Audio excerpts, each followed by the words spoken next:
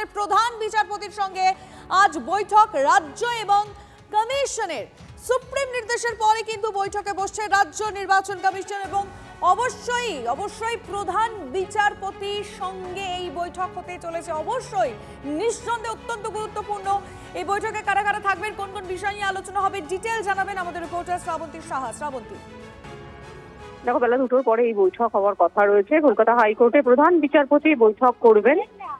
সেখানে যেমন সিইও মনোজ আগরওয়াল তিনি থাকছেন, অন্যদিকে থাকছেন রাজ্যের মুখ্য সচিব এবং ডিজিপি।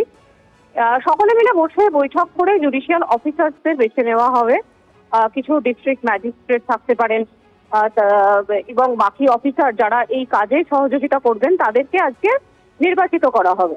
একই সঙ্গে মাইক্রো অবজারভার এবং ইয়ারোদের এখনো পর্যন্ত যে যে ক্ষেত্রে মত পার্থক্য রয়েছে, যে যে ভোটারের ডকুমেন্টসের উপরে উভয় একমত পেশ করতে পারেননি, সেই সমস্ত লজিক্যাল ডিসক্রিপেন্সির যাবতীয় কেস এবার থেকে এই বিচার বিভাগীয় যে কমিটি সেই তার মাধ্যমে এটা নির্বাচিত হবে।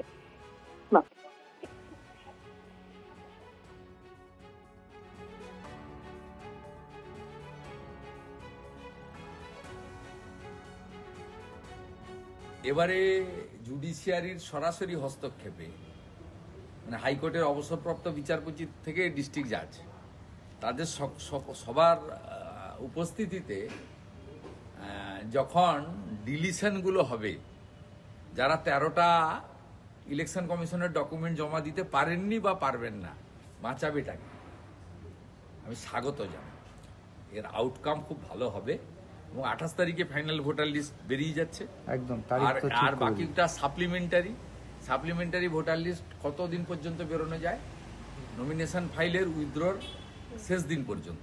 দুপক্ষ হয়ে গেছে, ইলেকশন কমিশন ভার্সেস রাজ্য সরকার। এই দুপক্ষের মাঝখানে রেফারির ভূমিকা নেবেন জাজেরা, এবং তারা কিসের ভিত্তিতে বলবেন? ডকুমেন্টের ভিত্তিতে।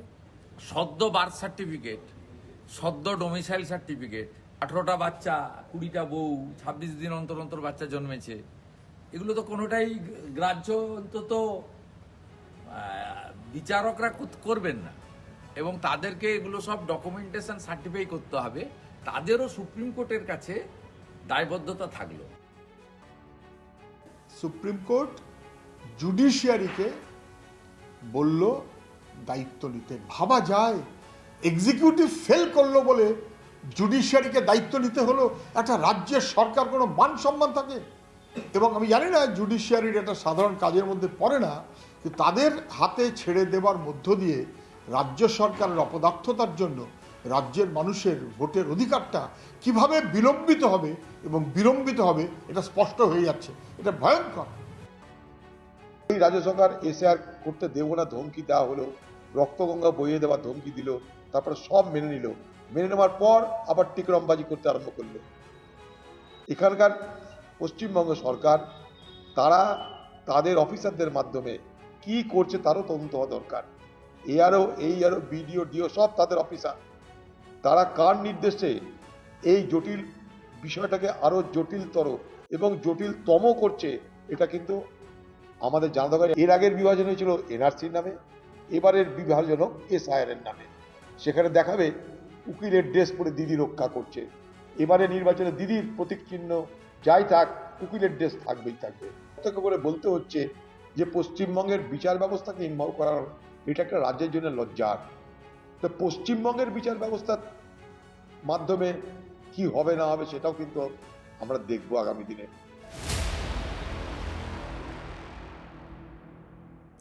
এসআইআর এর কাজে জুডিশিয়াল অফিসার নিয়োগের নির্দেশিকা দিয়েছে সুপ্রিম কোর্ট। প্রধান বিচারপতির এই নির্দেশিকার পর সরব অবসরপ্রাপ্ত সরকারি আমলা যশোর সরকার। এত কম সময়ে নোটিশে এতজন অতিরিক্ত জেলা জজ কোথা থেকে পাওয়া যাবে তা নিয়ে প্রশ্ন তোলেন তিনি। যতদিনে তাদের দায়িত্ব দেওয়া হবে ততদিন কি এসআইআর প্রক্রিয়ার সময় থাকবে? প্রশ্ন তৃণমূলের প্রাক্তন সাংসদের।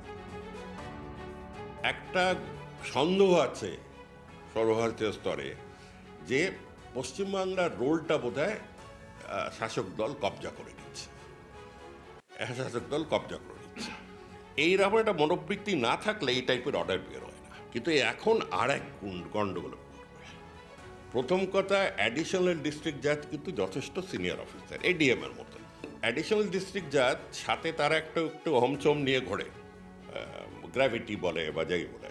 এখন এতজন অ্যাডিশনাল ডিস্ট্রিক্ট জাজ বা রিটায়ার্ড অ্যাডিশনাল ডিস্ট্রিক্ট জাজ কোথা থেকে পাবে এত শর্ট নোটিসে? তিনি কোথায় আছেন আমি জানি না, সবে কোর্টকে বলা হয়েছে। তাদের যতদিনে বলবৎ করা হবে, ডিউটি দেওয়া হবে, ততদিনে সময় থাকবে কিনা দেখার, এগুলো আমার প্রথম প্রশ্ন। দ্বিতীয়ত, তাদের ওপরে জজেদের ওপরে বসানো মানে অফিসিয়ালি আমি জানিয়ে দিলাম তোমার ওপর পুরোপুরি সন্দেহ আছে। তাতে জেলা প্রশাসন, তারা তো মানুষের বাবা, তারা কিভাবে নেবে জিনিসটা? এই কিরে বাবা, কোথার থেকে ধরে জজ বসিয়ে দিল আমার ওপর? এই এখন তাদের যদি ইয়ারও ক্ষমতা দেওয়া হয় আইনগত, তবে তাদের কার্যকলাপ আইনসঙ্গত হবে, বৈধ হবে। কিন্তু তাদের যদি বলা হয় যে তোমাদের কাছে ক্ষমতা নেই, তোমরা শুধু চেক করে একটা সই করে দাও, অন্য ইয়ারও বা এই ইয়ারও এটাকে স্ট্যাম্প মারবে, তবে কিন্তু একটা অন্তর্দ্বন্দ্ব চলে আসবে। তার মানে একটি শ্রেণী ফোড়ন কাটছে, আরেকটি শ্রেণী রান্না করছে, বলবৎ করছে। এটা ঠিক নয়। এই অর্ডার ভারতবর্ষে কোনোদিন দেওয়া হয়নি, দেওয়া হবে কিনা সন্দেহ।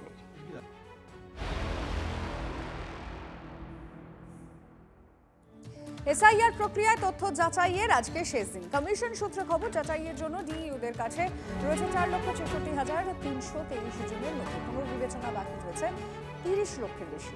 25 লক্ষ ভোটার সম্পর্কে সিদ্ধান্ত নেননি ইআরওরা। গতকাল ডিইওদের সঙ্গে বৈঠক করেন রাজ্যের মুখ্য নির্বাচনী আধিকারিক। বৈঠকে প্রায় সব ডিইওরাই জানিয়েছেন স্ক্রুটিনিতে আরও 4-5 দিন সময় লাগবে। এই পরিস্থিতিতে আজকের মধ্যে যাচাইয়ের কাজ শেষ করা বড় চ্যালেঞ্জ কমিশনের কাছে।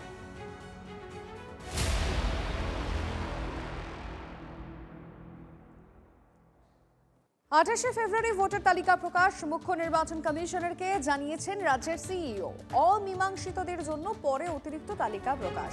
বাংলা এসআইআর এর 95% কাজ শেষ। সেই তালিকা 28 তারিখ বেরো।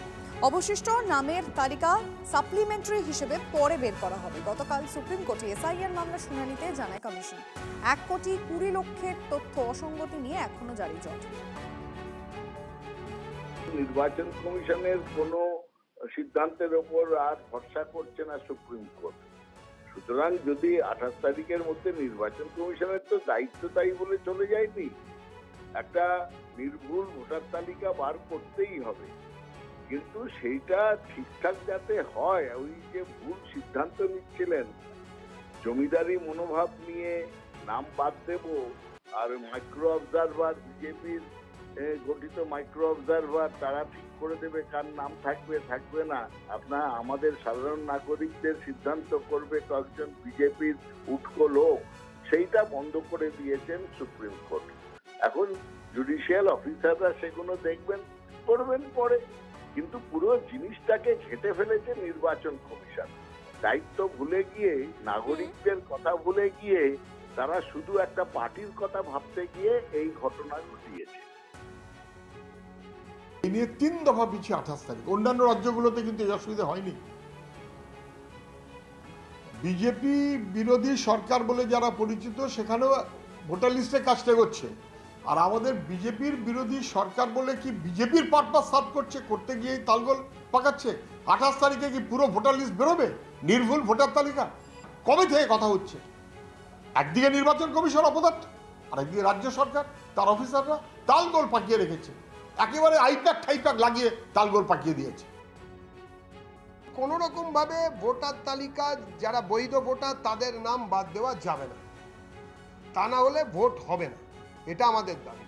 No SIR no vote. SIR এর একটা শর্ত হচ্ছে বৈধ ভোটারদের নাম তালিকাতে থাকবে। সেটা যদি না হয় তাহলে আমরা ধরে নেব যে বৈধ ভোটার তালিকা প্রকাশিত হলো না, তাহলে সুতরাং এসআইআরও হলো না। No SIR no vote. কিভাবে তালিকা তৈরি করবেন, কি করবেন, সেটা নির্বাচন কমিশন বুঝবেন। আর এর জন্য যদি বিলম্ব হয় তাহলে পুরোপুরি তৃণমূল কংগ্রেস দায়ী থাকবে ঠিক সময় এসআইআর না হওয়ার জন্য, এবং তার জন্য যদি কোনো সাংবিধানিক সংকট তৈরি হয় সেটার জন্য তৃণমূল কংগ্রেস দায়ী থাকবে।